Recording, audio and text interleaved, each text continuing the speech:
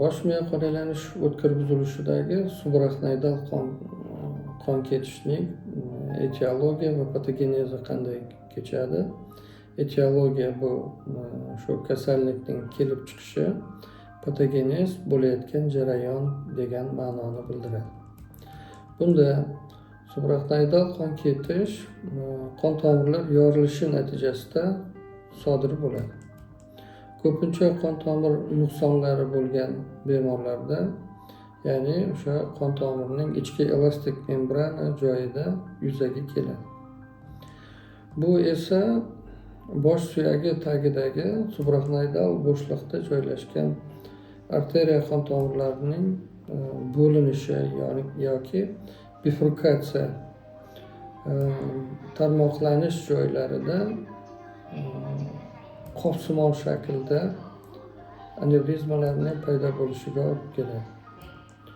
Shuningdek, ichki karotid umurtqa pog'onasi yoki bazilar arteriya bo'ylab joylashgan bo'ladi.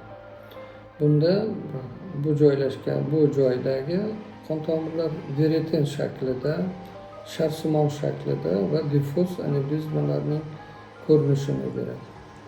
Shuningdek, arteriya venoz malformatsiyalaridagi anevrizmalarning yorilishi ham kuzatilishi mumkin. Subarachnoidal qon ketishlari ko'proq shu jismoniy zo'riqish vaqtida yuzaga keladi. Ular sezilarli provokatsion omillar bo'lmasdan ham rivojlanishi mumkin. Subarachnoidal qon ketishining boshqa sabablari arterial qon bosimining og'ir hollarda ko'tarilishi, qon kasalliklarida intrakranial qon tomirlarining infeksion, toksik va